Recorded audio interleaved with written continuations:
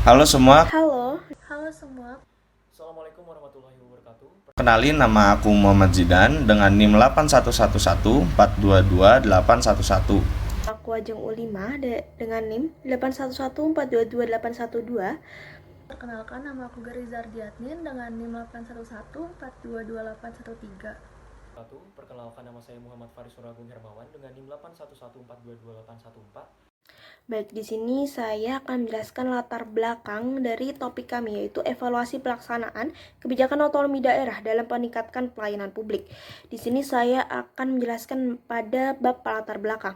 Sebelum kita masuk lebih jauh, di sini saya akan berikan pengertian otonomi daerah bahwa otonomi daerah adalah kewenangan khusus yang diberikan pemerintah pusat kepada pemerintah daerah yang sifatnya self government. Untuk melaksanakan otonomi daerah ini, pemerintah Indonesia telah melalui historis panjang sampai merasa bahwa otonomi daerah telah masuk ke identitas Indonesia sehingga dapat diterapkan hingga masa kini. Akan tetapi tantangan otonomi daerah ini mengalami historis panjang dan mengalami berbagai tantangan. Salah satu tantangan tersebut adalah pelaksanaan pelayanan publik di pemerintah. Apalagi pelayanan publik ini merupakan orientasi kebutuhan masyarakat yang terjalannya efektif dan efisien. Harapannya bahwa ketika terdapat evaluasi pelayanan publik di atas pemerintah daerah ini, pemerintah tahu bahwa kebutuhan masyarakat dan orientasi masyarakat itu ada di mana dan pada apa, sehingga ketika pelayanan publik dapat dievaluasi dan dapat diorientasikan pada kepentingan masyarakat, dapat terwujud secara optimal dan akan memberikan pemerintah yang baik dan mewujudkan cita-citanya. Oke, di sini aku akan menjelaskan mengenai materi pelaksanaan kebijakan otonomi daerah di Indonesia. Sejak awal kemerdekaan, pemerintah Indonesia ini telah mengadopsi prinsip desentralisasi untuk menyesuaikan dengan keragaman daerah. Prinsip ini bertentangan dengan sentralisasi, yang mana prinsip desentralisasi memiliki fleksibilitas untuk diterapkan pada kondisi daerah yang beragam dan pluralis. Proses desentralisasi di Indonesia tercermin dalam berbagai peraturan perundang-undangan yang mengatur struktur dan fungsi pemerintahan daerah, memungkinkan setiap daerah memiliki sistem pemerintahan yang sesuai dengan karakteristiknya. UU Nomor 1 Tahun 1945 menjadi dasar pertama kebijakan ini, mengalihkan kekuasaan dari Komite Nasional Daerah ke DPRD dengan kepala daerah sebagai pemimpinnya, meskipun ada tantangan dalam pelaksanaannya. UU Nomor 22 Tahun 1945 kemudian menghilangkan dualisme pemerintahan dan hanya mengenal satu bentuk pemerintahan otonom. Reformasi kebijakan terus berlanjut dengan UU Nomor 9 Tahun 2015 yang bertujuan mempercepat kesejahteraan masyarakat melalui peningkatan pelayanan dan partisipasi masyarakat yang berperan penting dalam pembangunan daerah yang mandiri dan berkelanjutan, serta mendorong kreativitas dan inisiatif masyarakat lokal.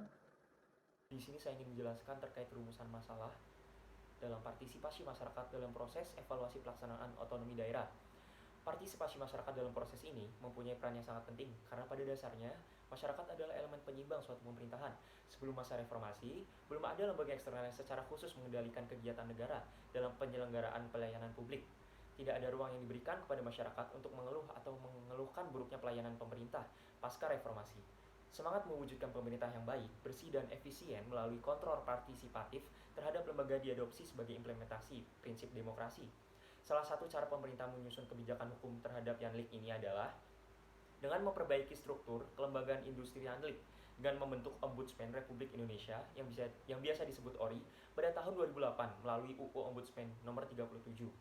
Selanjutnya, dalam konteks pemerintahan daerah, tujuan otonomi daerah sebenarnya adalah untuk meningkatkan partisipasi dan tanggung jawab masyarakat dalam penyelenggaraan negara. Namun tujuan tersebut sangat paradoks dengan praktik otonomi daerah saat ini yang belum sepenuhnya memfasilitasi partisipasi masyarakat. Di sisi lain, kemungkinan masyarakat untuk mengontrol jalannya pemerintahan tidak juga terrealisasi. Hal ini tergambar dari beberapa penelitian yang dilakukan oleh ORI tentang partisipasi masyarakat dalam Yanlik. Partisipasi masyarakat dalam evaluasi pelaksanaan otonomi daerah memegang peranan yang sangat penting dalam menjaga keseimbangan dan kualitas penyelenggaraan pemerintah di tingkat lokal. Mari kita telaah dari 3 aspek yang diminta, yaitu filosofis, sosiologis, dan yuridis. Yang pertama itu filosofis. Aspek filosofis, partisipasi masyarakat dalam evaluasi pelaksanaan otonomi daerah memperkuat prinsip demokrasi. Konsep demokrasi menempatkan masyarakat sebagai subjek berdaulat, sehingga mereka memiliki hak untuk terlibat dalam proses pengambilan keputusan yang mempengaruhi kehidupan mereka. Evaluasi pelaksanaan otonomi daerah adalah salah satu bentuk partisipasi ini, karena memungkinkan masyarakat untuk melakukan masukan terhadap kritik kerja pemerintah daerah. Filosofinya ini mencerminkan konsep kedaulatan rakyat, di mana kekuasaan berasal dari rakyat dan harus kembali kepada rakyat. Yang kedua, ada aspek sosiologis. Dari perspektif sosiologis, partisipasi masyarakat dalam evaluasi pelaksanaan otonomi daerah menciptakan interaksi yang lebih seimbang antara pemerintah dan masyarakat. Masyarakat merupakan pihak yang melaksanakan langsung kebijakan yang diterapkan oleh pemerintah daerah, sehingga melibatkan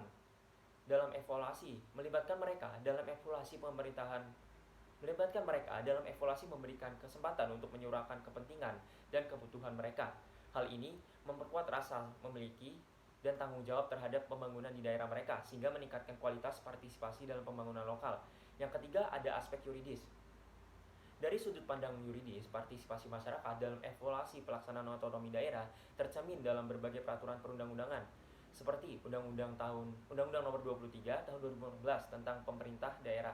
Undang-undang tersebut mengatur tentang keterlibatan masyarakat dalam proses pembuatan kebijakan melalui berbagai mekanisme seperti musyawarah, desa atau kelurahan, forum perangkat daerah, dan lainnya.